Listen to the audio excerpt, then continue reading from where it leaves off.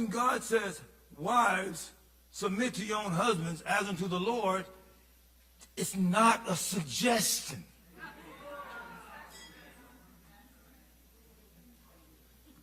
You got to know the difference between preferences and principles. You married a stupid husband. And you knew that he wasn't altogether smarter than you.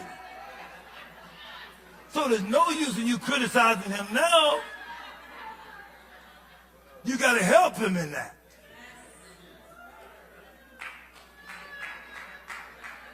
So if you're criticizing him, you didn't criticize what he did, you criticizing what you did.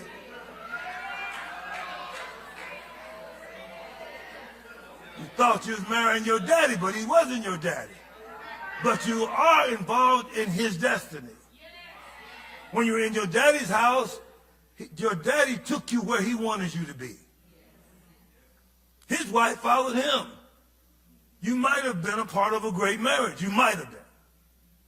But of course, some of us in our generation, the issue was provision. The husband is a good provider. Often you would hear that. How are you and your husband doing? Oh, he's wonderful. He's doing good. He takes care of all of us. You're talking about now provision. How are you getting along? I talked about that, the happy-faced marriages. You see, whether you got that going on, been married that long. So look, so you've been with him. So to the man, I would say, and to the woman, you don't want to be married anymore. If you don't want to be married to her anymore, and yet when you found her, she was the product of her mom and daddy's destiny, and you wanted to marry her, you asked her father, you know, can I have your daughter's hand in marriage?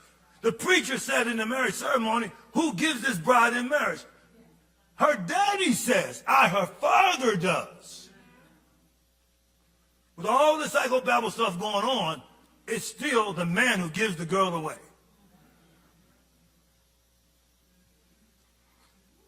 I don't care what you think. I'm right about it. When you were in your mom and daddy's house, you had your daddy's name. Now that you married into this man, you now have your husband's name. It's not only a change of destiny, it's a change of location, unless you marry somebody clearly irresponsible, living in your mom and daddy's house. Now, it could happen. Do you hear that? Do you hear that? So now look. So if you're a kingmaker and you married a knucklehead, you can't criticize him being a knucklehead. Help him to get smarter. If he's lazy, help him to be responsible. If he's not strategic, help him to think ahead. Don't just curse the dark, be the light.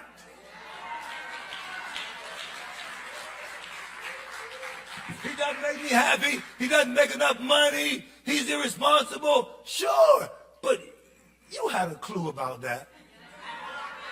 Don't try to act stupid now. Both of you are not stupid. See now, this is when some of you're mad at the bishop now, because see, you made some mistakes. I ain't going to ask how many of you are divorced. See?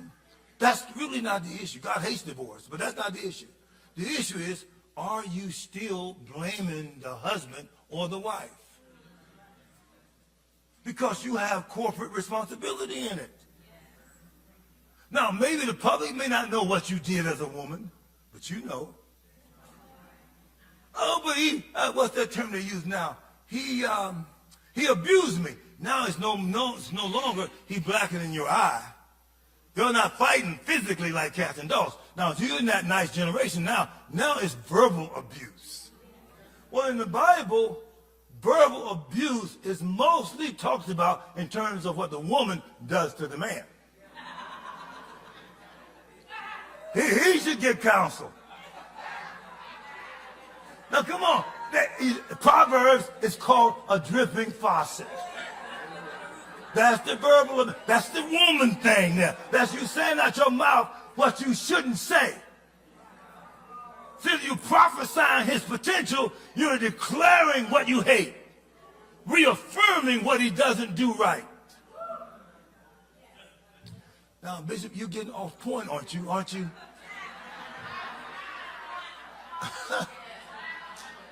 Yeah. You say, well, then when you think about, well, my daddy, he wasn't the best daddy anyway. Well, you then married your daddy's bad side. It can be fixed if God's involved in it and you're an example for it. Okay, let me finish this Genesis 3. He got it up on the board. Look, see? And you did. So, and gave to her husband with her. God didn't deal with primarily the fact that he gave the fruit to the man. He comes and says, because you hearken to the voice of your wife. So she said something. He didn't tell us what she said, but you know she didn't get it from God. So whatever she said, she became good ground from a source of information that wasn't from God. Now, are you saying things to your husband that the source of it didn't come from God?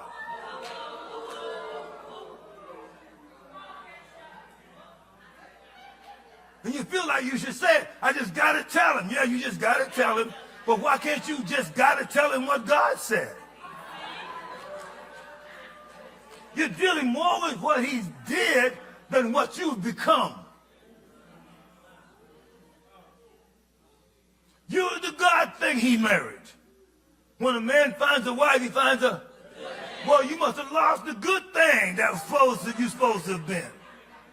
Now you're affirming where he's not, rather than speaking into him what he can become.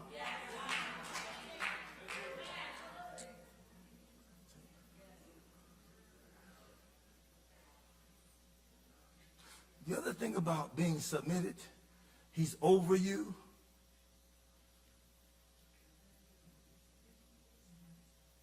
I could make you turn to 1 Corinthians 11 and talk about the head of every man is Christ. The head of woman is man. So she's up under. So he's walking on you. He's immature. You have to carry babies until they grow up. You can't be a baby at the same time he is.